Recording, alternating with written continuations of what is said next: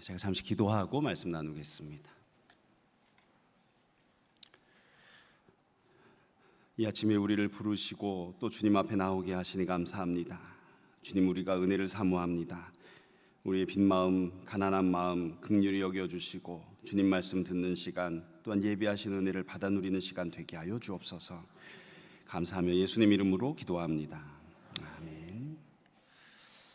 저는 개인적으로는 중학교, 고등학교 시절을 행복하게 살지를 못했습니다. 그냥 교회 가서 예배드리고 교회에서 그냥 죽치고 앉아서 지내면 좋겠는데, 그 왼수 같은 공부를 하라는 것 때문에 교회만 가면 좋겠는데 학교도 가야 되잖아요. 중학교 3학년 때 목사가 돼야 되겠다, 이렇게 이제 흔히 이야기하는 소명을 받고 그렇게 생각을 했었는데, 오늘 이렇게 이 이른 시간에 이렇게 귀한 아들 딸들이 이렇게 많이 나와 있는 것을 보니까 너무 마음이 좋습니다. 저도 애들을 조만할 때부터 잘 키웠으면 더 좋았을 텐데 생각듭니다. 우리 오늘 마가복음 7장 말씀 함께 나누려고 합니다. 사람마다 다 각기 좋아하고 사랑하는 성경 말씀들이 있습니다. 저도 좋아하는 성경 말씀들이 몇 군데 있는데 그 중에 한 본문이 바로 이 본문입니다. 여기 보면 수로보니게 여자라고 하는 분이 등장을 하는데, 제가 그냥 우스갯소리처럼 이야기할 때 제가 제일 사랑하는 여자는 우리 애들 엄마, 그러니까 아내를 제일 사랑하고, 두 번째로 사랑하는 여자는 우리 엄마, 세 번째는 내 여동생, 전 딸이 없어서, 그 다음에 성경 안에 나오는 인물들 중에 제가 제일 좋아하는 여자분이 이분입니다. 몇 살인지는 모르겠지만 이 수로보니게 여자, 이분의 모습을 늘 생각할 때마다 또 마음이 한편으로 아련하기도 하고 또 감사하기도 하고 또 나도 잘 본받아야 되겠다 이런 생각이 들기도 합니다. 본문이 24절부터 30절까지 별로 길지 않습니다. 또 우리가 익숙하게 잘 알고 있는 내용이기도 하고요. 다른 성경 본문도 마찬가지지만 본문을 읽을 때 조금 천천히 한 글자 한 글자 손으로 짚어가면서 또 행간을 생각해 가면서 읽으면 내용을 이해하는 것도 어렵지 않고 또 그 안에 담겨있는 의미들을 조금 더 세밀하게 볼 수 있지 않나 싶습니다. 오늘 24절부터 30절 말씀은 제일 처음 부분에는 상황에 대한 설명이 나오고요. 그 뒤에 여자와 예수님의 첫 번째 대화, 다시 여자와 예수님 사이의 두 번째 대화, 이렇게 두 번에 걸친 대화가 전개가 됩니다. 먼저 24절을 보시면 상황에 대한 설명이 나옵니다. 예수께서 일어나서 거기를 떠나 두로 지방으로 가서 한 집에 들어가 아무도 모르게 하시려 하나 숨길 수 없더라. 매우 간단한 설명이지만 이 사건이 어떤 상황에서 전개가 되었는지가 나오죠. 우선 예수님께서 두로 지방으로 가셨다 이렇게 되어 있습니다. 두로는 어디냐면 이스라엘 북쪽 경계선을 넘어선, 그러니까 여기는 이스라엘 땅이 아닙니다. 남의 나라까지 간 거예요. 물론 그 당시에는 로마가 거의 대부분의 지역을 식민지화해서 다스리고 있었기 때문에 비록 남의 나라라고 해도 그냥 국경과 상관없이 여기저기를 드나들 수 있었습니다. 하지만 우리가 잘 알고 있죠. 예수님은 사도 바울과 다르게 전 세계 선교를 하신 것이 아니라 이스라엘 지역에서만 복음을 증거하셨습니다. 종종 우리가 사도 바울은 굉장히 나중 시대 사람이라고 착각하는 경우들이 있어요. 예수님과 사도 바울은 동시대 사람입니다. 같은 시대 사람인데, 그래서 현실적으로만 생각하면 예수님도 얼마든지 땅끝까지 가서 복음을 전하실 수도 있었습니다. 그러나 주님은 이스라엘 땅에서만 복음을 전하신 거예요. 그런데 잘 보시면 예수님이 지금 이스라엘 지역이 아니라 나라의 국경을 벗어나신 거죠. 성경에 주님께서 이렇게 다른 나라, 이방 나라에 가서 무언가 행동을 하셨다, 무언가 말씀을 증거하셨다, 거의 안 나옵니다. 그러니까 굉장히 독특한 경우예요. 현실적으로 이야기하면 주님께서 가셨던 지역들 중에 가장 멀리 가신 곳이 여기입니다.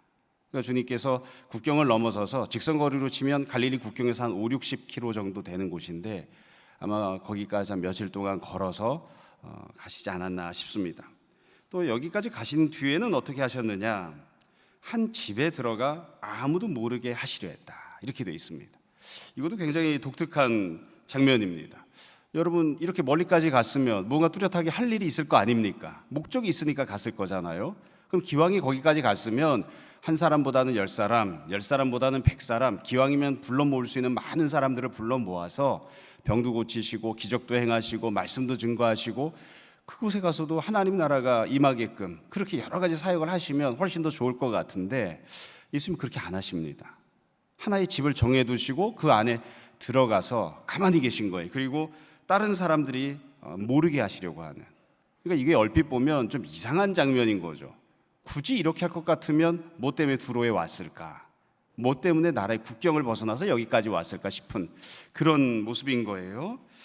그래서 성경을 읽다 보면 예수님이 이렇게 어떤 곳에 들어가셔서 다른 사람들에게 알리지 않게 하시려고 하는 경우들이 몇 번 나옵니다. 대표적인 경우가 두 가지인데, 하나는 누군가에게 예수님이 기적을 행하셔서 문제를 해결해 주셨을 때 그 문제를 해결받은 사람이 사실은 믿음으로 해결받은 게 아니라 그냥 믿음이 없는데도 주님이 은혜를 베푸셨을 경우에, 그럴 경우에는 입 다물고 조용히 해라, 간증하고 떠들고 다니지 그렇게 하지 말고 네가 받은 은혜를 좋게 여기고 그냥 감사하면서 지내라, 조용히 해라, 그렇게 말씀하신 때들이 있고요.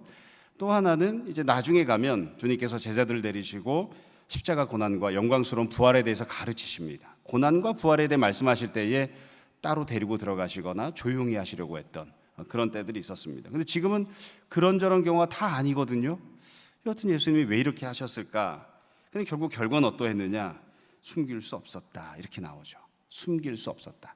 그러니까 아마 그 지역에도 사람들이 소문을 내고 또 예수님을 찾아오는 사람들이 생겼던 것이 아닌가 싶습니다. 이미 마가복음 앞부분을 보면 이 두로 지역에서도 예수님을 찾아 나온 사람들이 있었다는 기록이 몇 번 등장을 합니다.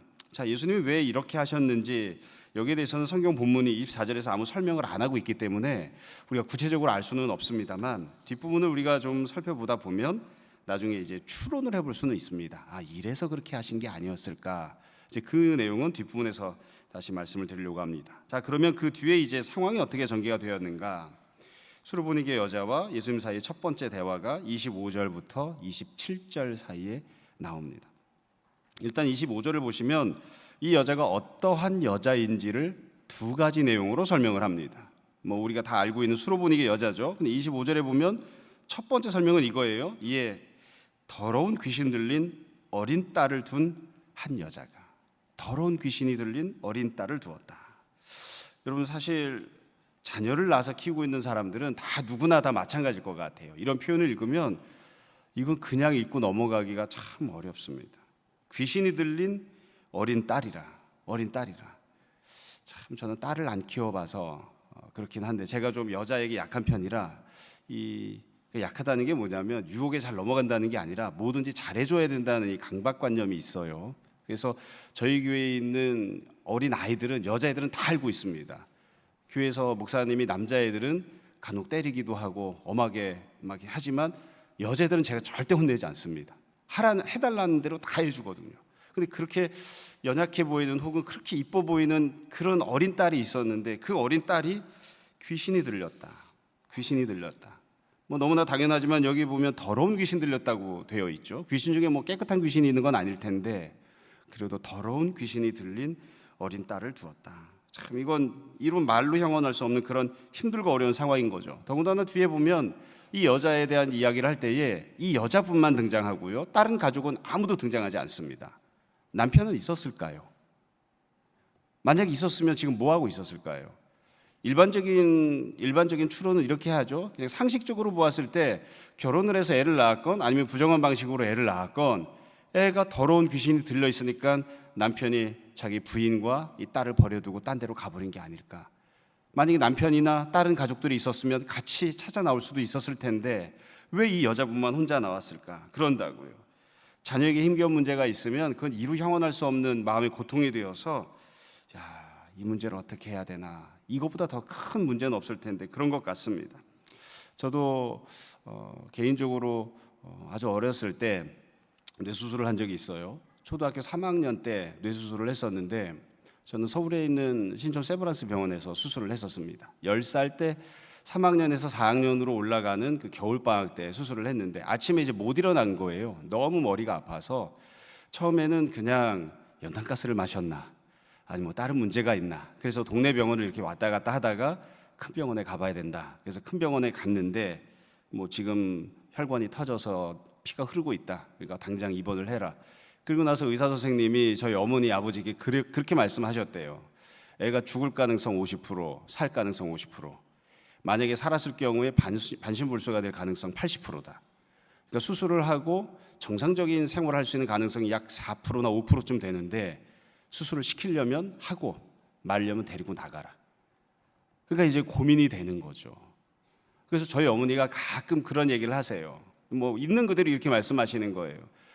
이 신촌 세브란스 병원 골목골목마다 내 눈물 안 흘린 골목이 있는 줄 아느냐. 그래서 저는 어렸을 때는 그게 과장법인 줄 알았어요. 과장법인 줄 알았는데 나중에 저도 이제 결혼을 해서 아이를 낳아 보니까 진짜로 골목골목마다 우리 어머니가 눈물을 흘렸을 그 모습이 생각이 나더라고요. 요즘도 가끔 뭐 다른 일이 있어 병원에 가면 여러분들도 한번 잘 보시면 병원 골목 구석에 쭈그리고 앉아서 우는 엄마들이 있습니다. 이유를 가서 물어볼 수 없지만 쭈그리고 앉아서 울고 있는 엄마들이 병원마다 항상 있어요. 그러니까 아마 여기 나오는 이 수로분이계 여자도 그런 마음이 아니었을까. 제 친구들 중에서도 참 안타깝게 사는 그런 가정들이 있거든요. 친구도 의사, 부인도 의사인데 애는 태어났을 때부터 장애가 있어서 한 번도 일어나 본 적도 없고 한 번도 눈을 떠본 적도 없고 그리고 언제 죽어야 되는지 죽을 날만 기다리고 있는 그 아이를 쳐다보고 있는 그런 친구 부부도 있습니다. 그 친구랑 이야기를 하다 보면 다른 어떤 얘기를 할 수가 없어요. 어떤 것도 위로가 되지 않고 어떤 것도 소망이 되지 않은 그런 모습들인 거죠. 이게 지금 이 여자에 대한 첫 번째 설명입니다. 그러니까 이 여자는 비록 자녀와 관련된 문제이기는 하지만 비단 그 문제에 국한되는 것만이 아니라 사람의 힘으로 해결할 수 없는, 그리고 이거보다 더 크게 고통을 느낄 수가 없는 가장 힘겹고 어려운 문제를 갖고 있는 여자입니다. 이 여자에 대한 두 번째 설명은 우리가 늘 표현하는 이 여자분이 수로보니게 여자라는 부분입니다.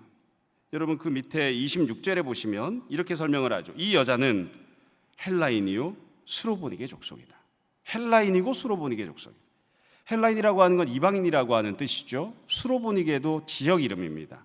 수로라고 하는 말은 우리가 오늘날 쓰는 시리아, 앞글자만 이렇게 생각해 보시면 시리아가 시읒, 리을 이렇게 돼 있죠. 그게 수로, 시읒, 리을에서 수로라고 하는 단어로 남아 있고요. 보니게는 페니키아라고 하는 단어입니다. 그러니까 시리아 지역에서 태어나고 성장했던 사람인 거예요. 오늘날 우리가 종종 예전에는 그렇게 이야기하곤 했죠. 여자분들이 이름이 없는 경우도 있었습니다. 그래서 태어난 고향이 어딘지를 기준으로 개성댁 이렇게 이야기하잖아요. 개성 사람인 겁니다. 그래서 하만댁, 그럼 하만뿐인 거예요. 이분은 수로보니게 댁인 거예요. 수로보니게가 이제 고향인 그런 분인 거죠. 이방인이라고 하는 것을 딱 기록을 해놓았는데요. 여러분들이 만약 자기 자신을 설명할 때에 딱 한 가지만 써라 그러면 무엇을 쓰시겠습니까? 예전에 우리나라 영화 중에 유명한 대사가 있었어요. 나 이대 나온 여자야. 남자들이 보는 건 그거 하나죠. 나 예쁜 여자야. 이 분에 대한 설명은 다른 건 아무것도 없어요. 이 사람이 어떤 교육을 받았는지, 어떤 경제적인 환경을 갖고 있는지 이런 건 아무것도 없어요. 딱 한 가지예요. 이방 여자다. 이방 여자라고 하는 것은 무슨 뜻이냐? 하나님께 선택받지 못한 버림받은 여자라는 뜻입니다. 또 동시에 이방인들에 대해서 유대인들은 개돼지 취급을 했죠. 혈통이 다르기 때문에 태어날 때부터 불결한 여자예요. 더러운 여자예요. 이 여자는 예수님 믿고 하나님 믿고 구원받는 그 일에 있어서 굉장히 제약이 많은 사람입니다. 여러분 이분이 만약에 여기 나온 이 수로보니게 여자분이 하나님께 은혜를 받으려면 어떻게 해야 될까요? 유대인이 돼야 됩니다. 할례 받고 율법을 지키겠다고 맹세하고 옛 언약을 나의 언약으로 받아들여서 유대인이 되어야 성전에도 들어가고 은혜를 받을 수 있는데 불행하게도 이 여자분은 은혜를 받을 방법이 없어요. 귀신 들린 딸을 두고 있는 여자에게 유대인 남자가 장가를 가지도 않을 것이고 혹시 유대인 남자를 남편으로 둔다 할지라도 이미 딸이 귀신 들려 있기 때문에 성전에 들어가거나 하나님의 은혜를 받을 방법이 없어요. 그러니까 이분에 대해서 이방인이라고 표현하고 있는 것은 간단한 설명이에요. 은혜를 받을 방법이 없다. 은혜를 받을 방법이 없어요. 어떻게 은혜를 받습니까? 그러니까 이게 참 비참한 것이죠. 갖고 있는 문제는 너무 심각하고 어려운데 온 힘을 다해도 해결할 방법이 없는 그런 심각한 문제인데 은혜를 받을 방법은 한 가지도 없는 이방인 출신인 거니까요. 자기도 태어날 때부터 더러운 여자, 이방인이니까요. 내가 낳은 딸도 태어날 때부터 더러운 그런 여자, 이방인이니까요. 거기에다 자기 딸은 더러운 귀신이 들려있는 불결하고 더러운 그런 존재. 이게 지금 이분에 대한 설명입니다. 참 안타까운 그런 모습인 거죠. 우리가 중요하게 생각하는 건 그 다음에 있습니다. 그러면 이와 같이 이런 문제를 갖고 있고 은혜를 받을 방법이 없었던 이 여자분이 어떻게 행동을 했는가? 이분이 했던 행동이 25절부터 차근차근 한 단어 한 단어 이렇게 나옵니다. 여러분 25절을 다시 한번 보세요. 이 더러운 귀신 들린 어린 딸을 둔 한 여자가 첫 번째입니다. 예수님의 소문을 듣고 이 여자분이 움직인 이유는 예수님에 대한 소문을 들었기 때문입니다. 소문을 들었기 때문에 움직이기 시작한 거예요. 한편으로 보면 정말 대단하다 이런 생각이 들기도 하고, 한편으로 보면 굉장히 안타까운 장면이죠. 누군가가 이 사람을 찾아와서 이 여자분에게 예수님 만나면 구원받습니다, 예수님 만나면 은혜 받습니다, 당신 딸이 현재 아무런 방법으로도 해결할 방법이 없는 문제를 갖고 있지만 예수님 해결하십니다, 이렇게 전해준 거 아닙니다. 또 누군가가 옆에 있는 사람이 이 여자분을 사랑해서 어떻게 하면 이 여자를 도와줄까, 어떻게 하면 이 문제를 해결할 수 있을까 끌고 데리고 간 것도 아니에요. 단지 소문만 들은 거예요. 바람결에 지나가는 이야기만 들은 거예요. 바람결에 지나가는 소리를, 소문만 듣고 움직인 겁니다. 여러분들은 어떻게 해서 처음에 교회에 나오게 되었나요? 어떻게 해서 교회에 출입하게 되셨습니까? 예수님 처음 믿을 때 아마 천사가 계시를 주어서 교회 다니기 시작한 분은 거의 없겠죠. 누군가가 나에게 전도를 해서 처음에 교회를 나오잖아요. 제가 처음에 교회를 간 건 7살 때였는데요, 딱지치기를 했습니다. 딱지치기를 했는데 그날 참 주님이 역사하셔서 딱지를 다 잃은 거예요. 다 잃어서 하나도 안 남은 거예요. 딱지치기를 할 때 중요한 원칙이 있는데 다음날 할 수 있는 딱지를, 종자 딱지를 남겨둬야 됩니다. 저는 용돈을 받아본 적이 없거든요.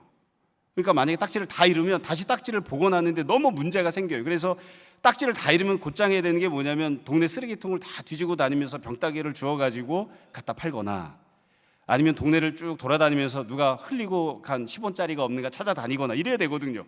근데 그날 딱지를 다 잃었는데 감사하게도 제가 아직도 이름을 기억합니다. 우리 옆집에 사는 박영록이라고 하는 형이, 지금은 교회를 안 다닙니다만 저에게 복음을 제시한 거예요. 호진아, 딱지를 줄까? 이게 복음이었습니다. 딱지를 줄까? 제가 귀가 번쩍 뜨인 거예요. 딱지를? 그 귀한 딱지를? 형이 무슨 생각으로 나에 주면 너무 좋지. 그랬더니 그 형이 하는 말이 교회 가면 딱지 줄게. 그래서 제가 딱지 팔려온 인생입니다. 이럴 줄 몰랐습니다. 딱지에 팔려서 교회 왔다가 목사까지 될 줄은 전혀 생각도 못했어요. 딱지에 팔려가지고 교회 와서 보니까, 야, 그 형은 1학년이었고 저는 7살이었는데 저한테, 제가 이렇게 형이라고 하지만 1학년 학생을 생각해 보세요. 무엇을 알겠습니까? 교회 가봤더니 1학년 담임 선생님이 얼마나 무서우신 분인지, 이번 주간 총전도 주일인데 한 놈이씩 안 데리고 오면 죽는다. 그러니까 이 형이 무서워서 매를 안 맞기 위해서 그 귀한 딱지를 내놓고 저를 전도를 해간 거죠. 다 이제 그런 식으로 처음에 교회에 오고 하는 거죠. 이 여자분은 소문만 듣고 오신 분이에요. 구체적인 어떤 내용을 듣고 온 게 아니에요. 소문만 들었죠. 별로 좋지 못한 그런 여건에서 시작을 한 거예요. 두 번째로 그들이 어떻게 행동을 했는가? 소문을 듣고, 두 번째, 곧 와서. 여기서 우리말에서는 그냥 쉽게 기록하고 넘어갔지만 곧이라고 하는 표현은 헬라어 보면 즉각이라는 뜻입니다. 그리고 곧이라고 하는 단어를 25절 맨 앞에 딱 써놨어요. 이게 제일 강조하고 있는 표현이에요. 이 여자분이 빨래를 하고 있었는지, 밥을 하고 있었는지, 청소를 하고 있었는지, 아니면 밖에서 그냥 이야기를 나누고 있었는지 모르겠는데, 소문이라고 하는 걸 들었는데, 소문만 들었는데 어떻게 행동했느냐? 즉각 일어난 거예요. 갖고 있던 거, 행동하던 거 다 팽개쳐 버리고 즉각 일어난 거예요. 곧장 일어나서 예수님을 찾아옵니다. 다시 말씀드려요, 예수님이 찾아오신 게 아니에요. 이 여자분이 예수님을 곧장 찾아온 거예요. 굉장히 귀한 믿음을 보여주고 있는 거죠. 그리고 세 번째로 어떻게 했는가? 그 뒤에 보시면 25절 마지막 부분입니다. 그 발 아래에 엎드리니. 처음 보는 남자 발 앞에 엎드립니다. 여러분, 이런 본문을 볼 때마다 제가 늘 던지는 질문이 있습니다. 성경을 보면 자녀의 문제 이외에 주님 앞에 엎드리는 경우가 거의 안 나옵니다. 야이로가 자기 딸 하나밖에 없는 무남동녀 외동딸 12살짜리가 죽게 되었을 때 예수님을 찾아와서 땅바닥에 엎드리죠. 야이로가 몇 살이나 됐을까요? 야이로가 몇 살쯤 됐을까요? 회당장이었거든요. 장로였단 말이죠. 그냥 한 60살쯤 되었다 생각을 해보면 그 딸이 12살이라고 했으니까 50살 가까이 돼서 간신히 딸 하나를 낳은 거예요. 그 딸이 죽게 생겼잖아요. 그러니까 예수님을 찾아와서 그 발 아래에 엎드렸습니다. 말도 안 되는 행동이죠. 여러분은 누군가의 발 앞에 엎드려 본 적이 있나요? 엎드려 보신 적이 있습니까? 좀 더 솔직하게 이야기를 하자면, 내 자녀의 문제를 가지고 예수님 앞에 기도할 때에 이렇게 장의자에 앉아서 기도하는 거 말고 땅바닥에 엎드려서 간구해 보신 적 있습니까? 제가 엎드려서 간구하라고 말씀드리고 있는 건 아니에요. 이 여자분이 그와 같이 간절한 마음을 가지고 예수님 앞에 은혜를 구하고 있는 거죠. 뿐만 아니라 엎드려서 어떻게 했는가? 26절 끝에 보시면 이렇게 되어 있습니다. 자기 딸에게서 귀신 쫓아내 주시기를 간구하거늘. 간구했다고 하는 표현은요, 우리가 그냥 읽을 때는 간구했는가 보다 이렇게 생각할 수도 있는데 그렇게 간단한 단어가 아닙니다. 헬라어에서는 이 동사를 표현할 때에 반복적인 행동을 표현하는 동사가 따로 있어요. 이거는 한 번 구했다는 뜻이 아닙니다. 계속해서 간구했다는 뜻이에요. 간구하고 내 딸에게서 귀신을 쫓아내 주십시오. 내 딸에게서 귀신을 쫓아내 주세요. 여러 번 반복해서 예수님 앞에 간구하는 그런 행동을 하는 거죠. 그래서 이 내용을 보면 이 여자분이 굉장히 귀한 믿음으로 행동하고 있는 것을 알 수 있습니다. 그러니까 이 여자분은 예수를 믿을 만한 그런 여건이 되지 못해요. 고작 그가 갖고 있는 정보는 소문에 불과합니다. 그럼에도 불구하고 곧장 뛰어와서 예수님 앞에 엎드리고 계속해서 은혜를 달라고 간구하는 믿음으로 행동을 하고 있는 거죠. 여기서 우리가 한 가지를 더 생각해 볼 부분이 있는데요, 이 성경을 기록할 때 굉장히 단순하게 간단하게 기록했기 때문에 생략한 부분들이 많이 있습니다. 자, 우리가 그 당시 상황을 한번 생각을 해봅시다. 여러분들이 이 수로보니게 여자라고 생각을 해보세요. 이 여자분이 하던 일을 그만두고 예수님을 찾아왔습니다. 먼 걸음을 다 달려온 거죠. 그러면 곧장 예수님을 만날 수 있었을까요? 예수님 어디 계시죠? 집 안에 계시죠. 예수님이 이방인의 집에 들어가 계셨을까요? 아니면 유대인의 집에 들어가 계셨을까요? 아마 유대인의 집에 들어가 계셨을 것 같습니다. 그러니까 누군가 집 안에 들어가 있잖아요. 근데 이 여자분이 찾아와서 어떻게 했을까요? 그 집의 문을 두들겨야 되잖아요. 내가 모르는 사람의 집 문을 두들겨야 됩니다. 한 번도 가본 적이 없는, 한 번도 만나본 적이 없는 사람의 집 문을 두들겨야 돼요. 그 문이 과연 열릴 것인가? 열렸다고 치자고요. 집 주인이 내가 한 번도 본 적이 없는 이방인 여자가 찾아왔는데 자기 집 안으로 들여보내줄까요? 들여보내줄까요? 글쎄요, 저 같으면 안 들여보내줍니다. 신천지지 어떻게 합니까? 어떤 여자분이 와서 문 두들기고 문 좀 열어달라 그러면 어서 오십시오 이렇게 하겠습니까? 쉽지 않아요. 문이 열렸다고 치자고요. 그 집 안에는 누가 있나요? 유대인 남자들이 앉아 있어요. 이미 예수님에 대한 소문이 나서 유대인 사람들이 찾아와서 그 집안을 채우고 있었을 겁니다. 그럼 이 여자분은 어떻게 해야 되는가? 자기를 개, 돼지로 여기고 불결하게 여기고 있는 유대인 남성들을 해치고 그 사이를 해치고 들어가서 예수님 앞에 나아가야 되는 거예요. 그게 과연 쉬웠을까요? 모르겠습니다. 부산 전철은, 지하철은 어떤지 모르지만 서울에서 지하철 출퇴근 시간에 타려고 가면 미칩니다. 내가 움직이는 게 아니라 막 뒤에서 밀고 난리거든요. 어떤 경우에는 저처럼 자그마한 사람은 이렇게 갈 수도 있나? 공중부양으로 이렇게 막 전철 안에 가기도 합니다. 이분이 예수님 앞에 와서 엎드렸다고 하는 건 표현은 쉽지만 사실은 그 중간 과정은 굉장히 어려워요. 멀리 찾아와야 되잖아요. 문을 두들겨야 되잖아요. 문이 열렸을 때 그 앞에 나를 환영하지 않는 사람들이 가득 차 있잖아요. 그들을 해치고 나아가서 예수님 발 앞에 엎드린 거예요. 그러니까 성경에서는 간단하게 발 앞에 엎드렸다, 마음만 먹으면 간단하게 엎드릴 수 있을 것 같죠. 천만에요. 상황이 좋지 않습니다. 형편이 어려워요.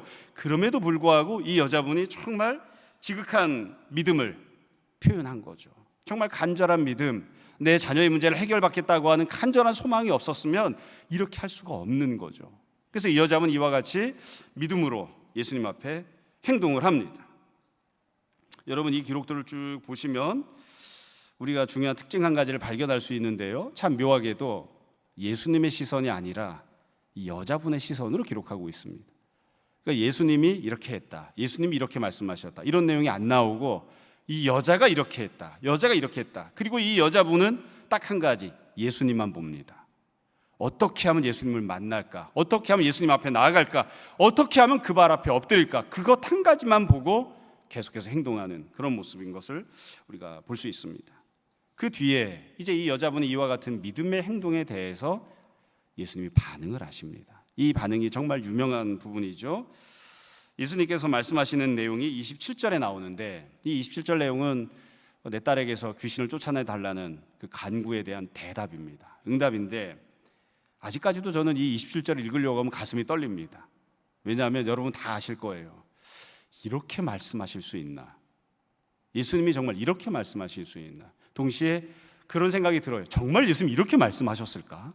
이렇게 잔인하게? 이렇게 무례하게? 이렇게 함부로? 정말 이렇게 말씀하신 게 맞을까? 이런 의구심이 드는 대답을 예수님이 하시는 거예요. 여러분, 27절 좀 마음 아프기는 하지만 한번 봅시다. 이렇게 돼 있어요. 예수께서 이르시되, 예수님이 여자에게 이렇게 말씀하세요. 자녀로 먼저 배불리 먹게 할지니 자녀의 떡을 취하여 개들에게 던짐이 마땅치 아니하니라. 예수님이 딱 두 가지 말씀하셨습니다. 첫 번째, 넌 내 자녀가 아니다. 간단합니다. 넌 내 자녀가 아니다. 이게 예수님의 첫 번째 대답입니다. 자녀의 떡을 취해서 개에게 줄 수는 없다고 하시잖아요. 이건 누구도 부정할 수 없는 엄연한 현실이고 사실이기도 합니다. 이 여자는 이방인, 예수님은 유대인이잖아요. 서로 상관없는 사람이에요. 현실적으로만 놓고 보면 예수님이 뭐 때문에 이 여자의 문제를 해결해 줘야 됩니까? 아무 상관이 없죠. 예수님이 잔인하게 현실 그대로 딱 잘라서 얘기하세요. 넌 내 딸이 아니다. 기껏 찾아왔는데 이렇게 말씀하신 거예요. 그러면 이 여자는 누굽니까? 예수님이 이렇게 말씀하시죠. 넌 개다. 저는 이거 읽을 때마다 늘 마음이 힘듭니다. 이거 여러분 욕설입니다. 자녀의 떡을 취하여 개에게 주는 것이 마땅치 아니하다. 이걸 우리식으로 이야기하면 어제에 이어서 다시 한번 욕설을 하겠습니다. 저는 굉장히 힘들게 생각하는 부분이에요. 너는 개 같은 년이다. 함부로 쉽게 얘기하면 이거예요. 어디 개 같은 년이 찾아와서 라고 말씀하고 있는 거예요. 이게 보통 사람한테도 하기 힘든 이야기입니다. 더군다나 문제를 갖고 있는 사람, 자기에게 은혜를 구하는 사람에게 예수님께서 이렇게 반응을 하시는 거예요.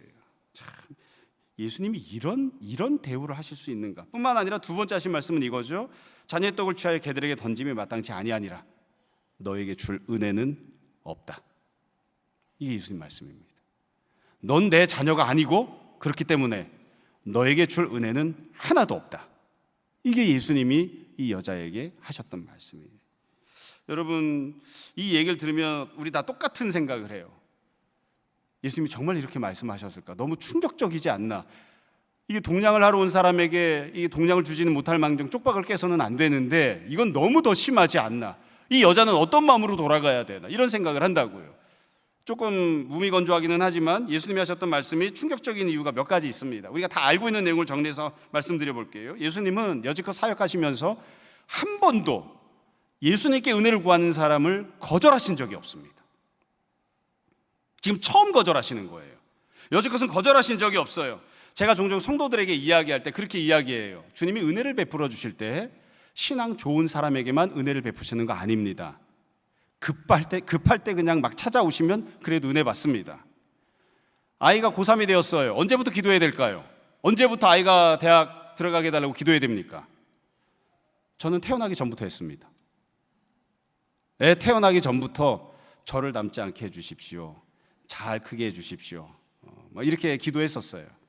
고3이 되기 전에 중학교서부터 준비를 해야 될 거 아니에요. 공부 잘하는 애들은 언제부터 대입을 준비하죠? 초등학교 4학년부터 결판난다고 하잖아요. 여기는 안 그런가요? 학원은 초등학교 4학년부터 가야 됩니다. 4학년이 지나면 늦습니다. 물론 저희 집 애들은 학원을 한 번도 보내본 적이 없습니다. 돈이 없어서 못 보내봤어요. 딴 집 애들은 다 초등학교 4학년 되면 준비를 시작해요. 중학교 돼서 이미 다 선행학습을 하고 공부를 시작해요. 그러다 고등학교가 되면 막 본격적으로 막 죽지 않으면 까무러치기로 공부를 한단 말이에요. 그렇죠? 그래서 원래 주님께 내 자녀가 어떤 문제가 있을 때 이 문제를 해결해달라, 대학 문제를 해결해달라, 취업을 해결해달라 이렇게 하려고 하면 한참 전부터 해야 되는 거예요. 한참 전부터. 근데 고3이 되었을 때 학부모들에게 제가 이야기해요. 여지껏 기도하셨나요? 안 했대요. 지금부터라도 합시다. 그럼 이 사람이 이야기한다고요. 여지껏 내가 신앙생활 열심히 안 했는데 그래도 1년만 기도하면 주님이 응답하실까요? 응답하시죠. 그분이 교회 나와서 기도하면 좋은데 안 합니다. 시험 보기 한 달 전쯤 돼서 또 이야기합니다. 한 달밖에 안 남았으니까 한 달이라도 기도합시다. 제가 1년이나 허송세월하고 신앙생활 열심히 안 했는데 한 달만 기도해도 응답하실까요? 반드시 응답하십니다. 한 달이라도 하십시오. 안 합니다. 시험 3일 남았습니다. 제가 부릅니다. 제발 좀 해라. 제발 좀. 아니 시간 다 지났는데 학부모가 이야기한다고. 이제 고작 3일 남았는데 3일이라도 하면 될까요? 지금이라도 기도하면 주님께서 응답하신다. 저는 그렇게 믿습니다. 신앙생활을 열심히 했던 사람에게만 응답하시는 게 아니에요. 우리는 다 염치가 없어요. 흔히 그런 얘기하죠. 여지껏 내가 개판으로 살았는데 신앙생활 열심히 안 했는데 벼룩도 낯짝이 있지. 내가 지금 와서 어떻게 어려운 문제가 생겼다고 주님께 은혜를 구하고 문제를 해결해 달라고 하는가. 여러분, 벼룩은 낯짝이 있지만 사람은 낯짝이 없습니다. 예수님은 딱땅해서 문제가 생겨서 주님께 찾아와서 은혜를 구해도 항상 응답하세요. 한 번도 거절하신 적이 없어요. 그런데 그 예수님이 지금 거절하고 있는 거예요. 그런데 예수님이 거절하시는 거예요. 예수님께서는 자기를 찾아온 사람을 절대로 빈손으로 보내지 않습니다. 뭐라도 쥐어서 보내세요. 그 사람이 원했던 문제를 해결해 주시고 그 사람이 구하지 않았던 문제까지도 다 해결해서 보내주세요. 그런데 이 여자에게는 어떻게 했는가? 빈손으로 돌려보내겠다는 거예요. 넌 내 딸이 아니야. 난 너에게 줄 게 아무것도 없다. Nothing. 너에게 줄 은혜는 아무것도 없다. 그렇게 이야기하신다고요. 예수님이 여지껏 은혜 베푸실 때를 보면 직접 찾아가셔서 은혜를 베푸시곤 했습니다. 38년 된 베데스다 연못가의 환자 이야기를 아시죠? 그 사람은 예수님이 누군지 모릅니다. 주님이 찾아오셔서 이야기를 할 때에도 그냥 시건방이나 떨고 앉아있다고요. 심지어 나중에는 예수님이 은혜를 베푸시고 병을 고쳐주신 다음에도 가서 고자질하죠. 예수라는 사람이 날 고쳐줬다고. 저 사람 잡아가라고. 예수님이 직접 찾아가셔서 은혜를 베푸신다고요. 뿐만 아니라 지금 갖고 있는 문제가 심각하고 어려운 문제인가요? 예수님이 해결하기 어려운가요? 아닙니다. 예수님은 귀신 들린 문제를 얼마나 간단하게 해결하신지 모릅니다. 심지어 예수님의 제자들도 귀신은 그냥 쉽게 쫓았습니다. 어려운 문제도 아니에요. 이 여자에게는 굉장히 중요하고 힘겨운 문제지만 예수님은 얼마든지 해결할 수 있는 그런 문제라고요. 그런데 예수님 해결을 안 해주세요. 이게 예수님의 반응이에요. 이게 우리를 힘들게 만들죠. 쉽게 이야기하면 이렇게 말할 수 있습니다. 이 여자분이 힘겨운 상황 속에서 믿음을 가지고 찾아 나왔는데 박대하시는 주님을 만나는 겁니다. 예수님이 이 여자만 박대하십니다. 다른 사람에게는 다 잘해주시면서 이 여자분에게만 박대하는 거예요. 힘들게 찾아왔는데, 힘들게 문을 두들겼는데, 힘들게 예수님 앞에 엎드렸는데, 내 문제를 주님이 얼마든지 해결해주고도 남음이 있는데 다른 사람의 모든 문제는 다 해결해 주시면서 내 문제는 해결해 주지 않는, 나만 박대하시는 주님을 이 여자분이 만나고 있는 거죠. 여러분, 신앙생활하면서 기도하고 은혜를 구했는데 나만 박대하시는 예수님을 여러분 경험해 보신 적이 있습니까? 제가 흔히 사용하는 표현이 이거예요. 나만 미워해. 저는 그런 경험이 많이 있습니다. 제가 교회를 개척한 게 99년도인데 29살 때 교회를 개척했거든요. 동기 목사님들과 같이 이제 다른 분들도 개척하신 분들이 있었어요. 그래서 친하게 지내는 분들과 이렇게 이야기를 하다가 저는 이제 낙성대라고 하는 곳에 지하실 30평에 이제 월세를 얻어서 교회를 개척을 했는데 이제 헌금 얘기가 나왔어요. 제 주변에 있는 다른 동기 목사님들을 보니까 교회를 개척하고서 그분들이 참 열심히 잘 섬기셔서 또 능력이 있어서 성장을 잘 하더라고요. 어느 날 헌금 얘기가 나왔는데 이분이 간증하시는 거예요. 제 친구 목사님이, 야, 우리 교회에 11조를 한 달에 50만 하는 가정이 3가정이 등록을 했다. 그래서 야, 11조를 한 달에 50만 원씩이나 하는 그런 가정이 한 가정도 아니고 3가정이나 등록을 했단 말이에요. 너무 감사하네. 정말 잘 됐다. 이번에 무슨 절기였는데 교회에 나온 지 얼마 되지 않은 분이 헌금 100만 원을 했대요. 그래서 야, 100만 원이나 헌금을 했다. 그리고 제가 재간증을 했습니다. 이번 주 우리 교회 헌금통 열어봤더니 7천 원 들어왔더라. 그래서 내가 헌금 개수 안 하고 다시 탁 닫아버렸다. 다음 주에 함께 해야지. 뭐 7천 원 굳이 빼가지고 은행에 입금할 필요가 뭐가 있어. 다음 주에 같이 하면 되지. 그리고 나서 우리가 다 웃고 떠들면서 그렇게 이야기했다고요. 하나님은 뜨인돌교회를 사랑하시고 하나님은 조진 목사를 미워하셔. 나만 미워해. 똑같이 개척교회인데, 똑같이 힘든데 왜 저쪽 교회에는 훌륭한 성도들, 헌금 많이 하는 성도들이 가고 우리 교회는 왜 고작 이번 주일 헌금이 7천 원일까? 여러분, 부담 안 가지셔도 됩니다. 요즘은 7천 원이 아닙니다. 왜 나만 미워하실까? 왜 나만 미워하실까? 왜 나만 어려울까? 내가 저 사람보다 부족한 게 없는데, 내가 저 사람보다 더 열심히 기도하는데 왜 나만 되는 일이 없는 걸까? 여러분, 그런 상황을 만나보신 적 있습니까? 지금 이 여자가 그런 상황을 만난 거예요. 예수님이 이 여자분을 박대하고 있는 거죠. 두 번째 대화로 그 다음에 넘어갑니다. 그래서 저는 이 본문을 읽을 때도 항상 그 생각을 해요. 저의 특징이 그겁니다. 9절과 9절 사이에 얼마나 시간의 간격이 있었을까? 이렇게 박대하시는 예수님을 만났을 때 이 여자분은 곧장 행동을 했을까? 아니면 머뭇머뭇 지체했을까? 28절부터 30절까지가 두 번째 대화인데요. 28절을 보면 이 여자분이 이와 같이 박대하시는 예수님을 만났을 때 취하는 행동이 나옵니다. 이 행동이 참 귀한 행동이에요. 28절 다시 한번 봅시다. 한 글자 한 글자 잘 보시면 됩니다. 여자가 대답하여 이르되, 첫 번째 뭐라고 부르죠? 주여. 저는 이 주여라고 하는 표현을 보면서 참 마음이 아팠습니다. 그리고 참 이걸 어떻게 읽어야 되나 싶은 생각이 들었어요. 왜냐하면 이 여자분이 예수님을 찾아와서 귀하게 믿음으로 행동했지만 처음에 예수님을 만났을 땐 주님이라고 부르지 않았습니다. 간절히 자기의 마음을 아뢰고 은혜를 베풀어 달라고 했는데 지금 두 번째로 자기를 박대하는 예수님을 만났을 때 어떻게 했냐면 예수님을 향해서 야 미친놈아 이렇게 한 게 아니에요. 이 인정머리 없는 놈아 그렇게 한 게 아니에요. 욕설을 내뱉고 돌아선 게 아니에요. 그 자리에 그대로 남아있는 거예요. 그러면서 예수님께 한 발 더 가까이 나아가고 당신은 주님이십니다 고백을 합니다. 앞에서 하지 않았던 더 귀한 고백을 해요. 당신은 주님이십니다. 두 번째로 이 여자분이 뭐라고 대답을 하죠? 옳습니다. 저는 이 성경 번역이 마음에 안 들어요. 옳소이다마는 이렇게 안 했으면 좋겠어요. 옳습니다. 그렇게 잘랐어요. 주님 맞습니다. 당신의 말씀이 맞습니다. 당신이 잔인한 것이 아니라 당신의 말씀이 맞고 나는 은혜 받을 자격이 없습니다. 나는 개에 불과한 사람입니다. 나는 아무 자격이 없습니다. 옳습니다라고 인정을 해요. 예수님께서 어떻게 처분을 내리시건 그건 예수님께 속한 일이고 또 예수님께서 하시는 모든 처분은 지극히 타당하고 옳습니다. 그렇게 고백을 해요. 거부하지 않아요. 내가 뭐가 모자라서, 내가 뭐가 부족해서. 우리가 종종 신앙생활하면서 시험에 들거나 어려운 땐 그거죠. 목사님들도 다 마찬가지예요. 저 목사보다 내가 실력이 있는데, 저 목사보다 내가 설교를 잘하는데, 저 장로보다 내가 기도를 더 열심히 하는데 내가 뭐가 모질라서 왜 나에게는 은혜를 안 주시고 저 못돼 먹은 저 나쁜 놈에게만 은혜를 주시거나 형통하게 하시지? 주님은 틀렸습니다. 나는 부당한 대우를 받고 있습니다. 그게 우리가 종종 갖는 태도예요. 근데 이 여자분 그렇게 하지 않아요. 주님 옳습니다. 주님이 옳으십니다. 내가 틀렸습니다. 나는 악합니다. 나는 심판을 받아 마땅합니다. 인정을 해요. 그런 다음에 우리가 너무나 잘 아는 세 번째 대답을 하죠. 상 아래 개들도 아이들이 먹던 부스러기를 먹나이다. 여러분 부스러기를 먹는다고 고백을 하고 있잖아요. 그렇게 은혜를 구하잖아요. 예수님은 자녀의 떡을 취해서 개들에게 줄 수 없다. 나는 너에게 떡을 줄 수 없다고 해요. 그러니까 이 여자가 예수님께 떡을 주세요. 아니요, 그렇게 간구하지 않습니다. 저는 떡을 원하지 않습니다. 자녀의 떡이라고 예수님 말씀하셨죠. 자녀가 먹던 떡을 달라고 요구하지 않습니다. 자녀가 먹던 떡의 나머지를 달라고 하지도 않습니다. 자녀가 먹던 떡, 그 자녀가 떡을 다 먹은 다음에 동네 다른 아이들에게 나눠줘요. 그럼 그 다른 아이들이 먹고 남은 나머지 떡이 아닌 부스러기를 나에게 달라고 요구하는 거예요. 그게 은혜를 구하는 겁니다. 그러니까 이 여자분은 내가 원하는 해결책이 있어요. 반드시 그 해결책대로 되게 해달라고 말하지 않습니다.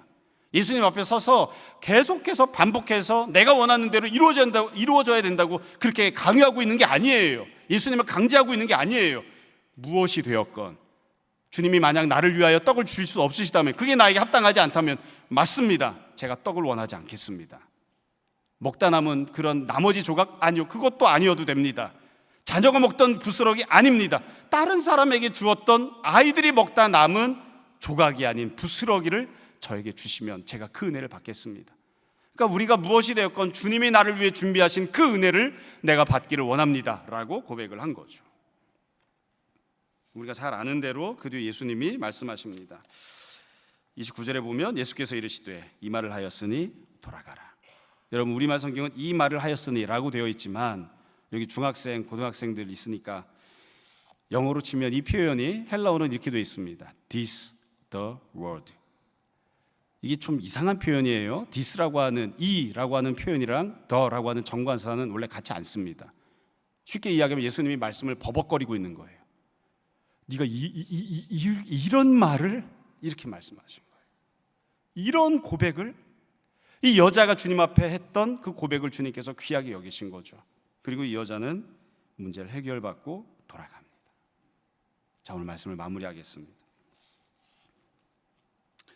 제가 이 본문을 읽으면서 거꾸로도 한번 생각을 해보았습니다. 여러분들 한번 생각해 보세요. 예수님이 정말로 잔인하게 말씀하셨을까?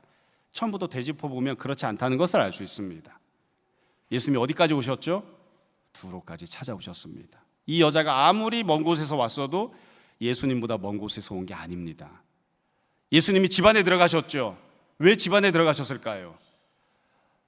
현실만 놓고 보면 저는 그게 이 여자를 향한 배려라고 생각합니다. 이 여자는 예수님이 만약에 길바닥에 계셨으면 수많은 유대인 남자 사이를 해치고 와야 되는데, 그런데 그렇게 하지 않게끔 작은 집 안에서 그 집 안에 있는 사람만 해치고 올 수 있게끔 그렇게 배려하신 거예요. 이 여자가 문을 두들겼을 때 예수님 무슨 생각을 했을까요? 문을 열고 들어와라. 문을 열고 들어와라. 예수님 아마 기다리고 계셨을 거예요. 여자가 이 사람들을 해치고 예수님 앞으로 나올 때 예수님 그런 생각 하셨겠죠. 저 자식들 뭐 때문에 여기 서 있는 거야. 좀 비키지. 이 여자가 예수님 앞에서 간구했을 때 예수님이 저는 그렇게 말씀하셨을 거라고 생각해요. 주님도 심장이 뛰었을 거예요. 심장이 뛰고 힘들어하셨을 것 같아요. 내가 지금 너에게 독한 말을 할 건데 잘 참아라. 잘 참아라. 그런 마음을 갖지 않으셨을까요? 자녀의 떡을 주에서 개에게 던지는 것이 마땅치 않다. 그 말씀하실 때 주님께서 어쩌면 눈을 질끈 감고 여자를 참아보지 못해서, 미워서가 아니라 참아보지 못해서 외면한 채 그 말씀을 하셨을지도 모르겠어요. 그리고 여자가 흐느끼고 울 때, 그 자리에 엎어져 있을 때, 그 마음에 상처가 되었을 때 예수님 속으로 어떻게 생각을 하셨을까? 조금만 더 참아라. 조금만 더. 내가 네 딸을 반드시 고쳐줄게. 아마 그런 생각이 아니었을까 싶습니다. 개인적으로는 그렇게 생각해요. 여자가 만약 실망해서 일어서서 돌아서서 문 열고 나가려고 하면 예수님 그랬을 것 같아요. 아주머니 잠깐만요. 지금 가시면 안 됩니다. 지금 가시면 안 됩니다.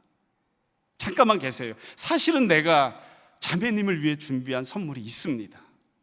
지금 돌아가시면 안 됩니다. 저는 그랬을 것 같아요. 여러분, 성도는 끝까지 믿음을 품고 살아야 됩니다.